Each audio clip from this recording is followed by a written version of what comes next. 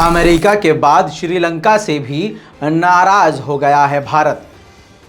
America से नाराज इसलिए हुआ क्योंकि अमेरिका ने पाकिस्तान को शक्तिशाली बनाने का कदम उठाया और F-16 विमान को अपग्रेड करने वाली किट का सौदा कर दिया। इससे पाकिस्तान बेहद मजबूत हो गया। वहीं अब श्रीलंका को UNHRC में ज़बरदस्त तरीके से श्रीलंका को भारत ने लपेटा। काफ़ी नाराज़गी जताई और भारत के पक्ष ने क्लियर कट जो श्रीलंका के द्वारा वहाँ रह रहे भारतीय तमिल या वहाँ के खुद जो बचपन से ही तमिल रहते हैं वहाँ, उन पर जो जुल्म किए गए हैं उसको याद दिलाते हुए काफ़ी नाराज़गी जताई। नाराज़गी की दूसरी वजह ये भी क्योंकि चाइना के शिप को हम्बनटोटा पोर्ट पर श्रीलंका ने आने दिया था भारत की आपत्ति के बावजूद। इसी वजह से भारत काफ़ी ज़्यादा बुरी तरह से भड़का। हालांकि श्रीलंका ने इसका जवाब यही दिया कि हम जो पिछड़ी जनजाति है, जो पिछड़े लोग हैं जिन पर जुल्म हो रहे हैं, उनके विकास के लिए हम काम कर रहे हैं। बहरहाल चाइना इस पर भड़क गया। चाइना ने इस पर साथ श्रीलंका का दिया और कहा बिना नाम लिए भारत का कि कई ऐसे देश हैं जो श्रीलंका के आंतरिक मुद्दे पर बातचीत कर रहे हैं जो उनका हक नहीं है। वहीं आपको बता दूं कि जहां पर तमिल लोगों पर हो रहे जुल्म के खिलाफ मोदी सरकार ने UNHRC में सवाल खड़ा किया है, बावले चीन और बावले श्रीलंका के मुंह से ये नहीं निकला कि भाई साहब आप अपने भारत के खुद के मुसलमानों के साथ क्या कर रहे हो। हाल में ही ज्ञान व्यापी का मामला आपके सामने है। दोबारा से बाबरी मस्जिद रिपीट होने वाली है। बिहार में मुसलमानों को जानवर की तरह पीटा गया है। 8 साल के बच्चों को गिरफ्तार किया गया है। 70 साल के बूढ़े को गिरफ्तार किया गया है। मस्जिदों के आगे नंगा नाच हो रहा है। मुसलमानों की मस्जिदों पर हमले और घरों में आग लगाई जा रही है, लेकिन बेगैरत कोई बोल ही नहीं पाया। बहरहाल हमने तो बोला, आगे बढ़ते हैं।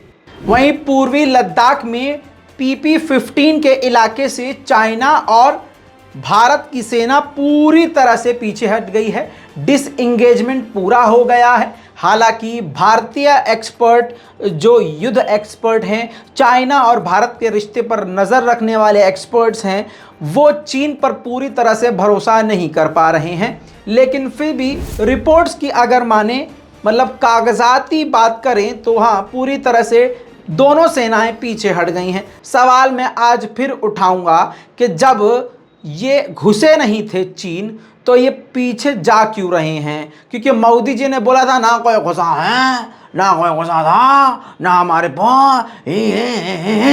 तो जब हमारी ज़मीन पर घुसा नहीं था तो चीन किसकी ज़मीन से पीछे हट रहा भाई? वहीं आपको बता दूं, चालाक चाइना ने श्रीलंका के बाद नेपाल के अंदर घुसपैठ करना शुरू करी है। नेपाल के अंदर उसने अपने BRI प्रोजेक्ट का ऐलान कर दिया है। BRI प्रोजेक्ट यानी बेल्ट एंड रोड इनिशिएटिव, जिसके अंतर्गत वो नेपाल के अंदर ट्रेन की पटरियां बिछाएगा, बिल्डिंगें बनाएगा, बड़े बड़े भवन बनाएगा। ये सारे कंस्ट्रक्शन वर्क चाइना करेगा, जबकि ये भारत पहले कह चुका है कि नेपाल के अंदर चाइना का होना हमारे लिए सही नहीं है।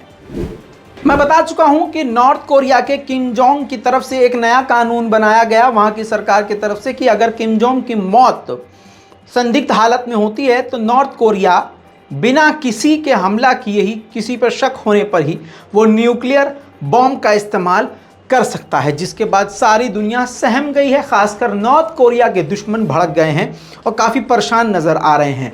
ऐसे में पहला बयान साउथ कोरिया का आया है। साउथ कोरिया ने कहा है कि ये जो कानून बनाया है ये पूरी दुनिया के लिए ख़तरा है, इनके पड़ोसियों के लिए ज़्यादा बड़ा ख़तरा है। हालांकि साउथ कोरिया ने कहा कि अपने इस कानून में खुद नॉर्थ कोरिया तबाह हो जाएगा। वहीं भारत के मुसलमानों को मारा जा रहा है। यहाँ मोदी सरकार मुसलमानों के गर्दनों को कुचल रही है। यहाँ मोदी सरकार मस्जिदों को गिराने का लगातार काम कर रही है, कानून के साथ खिलवाड़ कर रही है। मुसलमानों के हालात कैसे भारत में इस बीजेपी सरकार ने किए हुए हैं, लेकिन वहीं गोबरखोरों की औकात ये देखिए कि भारत के मुसलमानों को मार रहे हैं, पीट रहे हैं, घर तोड़ रहे हैं, बिल्डोजर चला रहे हैं, मुसलमानों को पाकिस्तानी कह रहे हैं, मस्जिदों को तोड़ रहे हैं, मस्जिदों पर आग लगा रहे हैं, चप्पल चला रहे हैं, पत्थर फेंक रहे हैं, मस्जिदों को गिरा रहे हैं, हर चीज कर रहे हैं, हर चीज।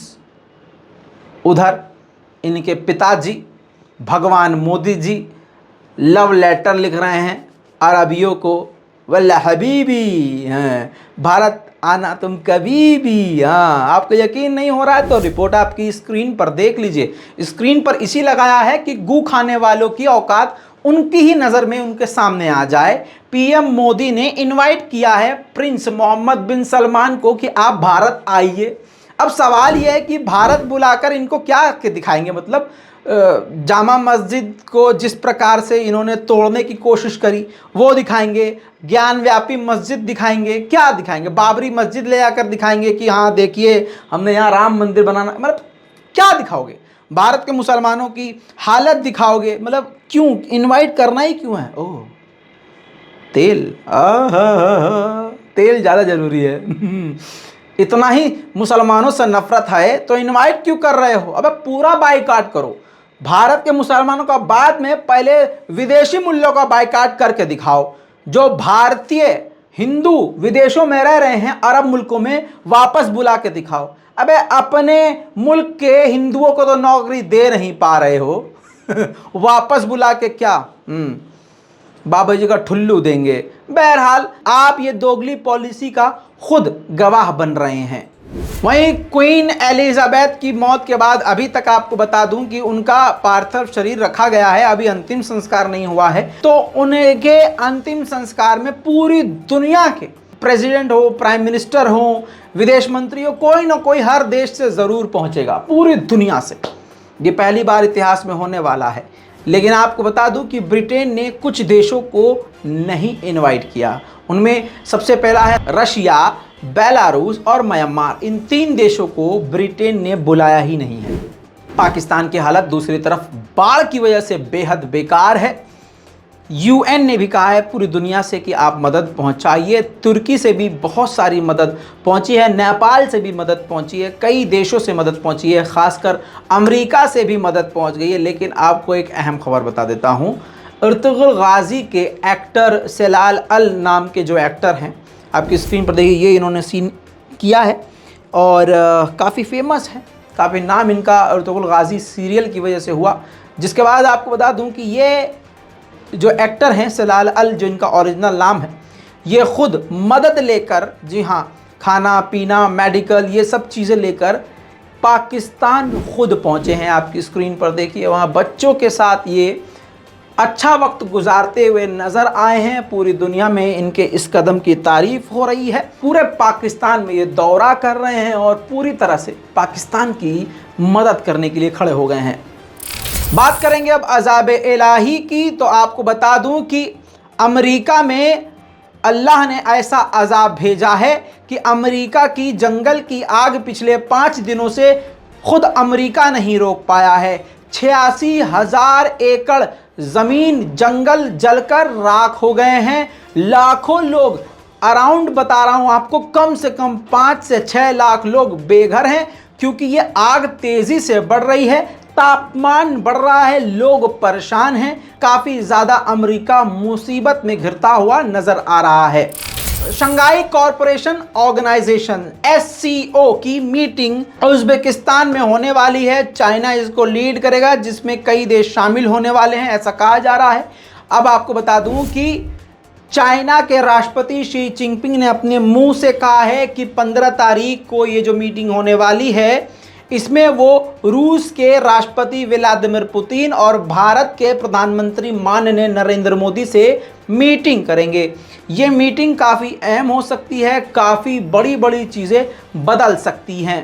तो आपको बता दूं कि यूएन में अफ़गानिस्तान की पुरानी सरकार की जो स्पीकर हैं यूएन की, उन्होंने बात तालिबान के ख़िलाफ़ रखी है। उन्होंने कहा कि जेंडर में फ़र्क कर रहा है, महिलाओं और पुरुषों में काफ़ी फ़र्क रख रहा है, महिलाओं को न नौकरी करने दे रहा है, मानवता का उल्लंघन कर रहा है, इंसानियत को तार तार कर रहा है, बच्चियों को, लड़कियों को पढ़ाई लिखाई से रोक रहा है, उनको नौकरी करने से रोक रहा है, घर से बाहर निकलने से रोक रहा है।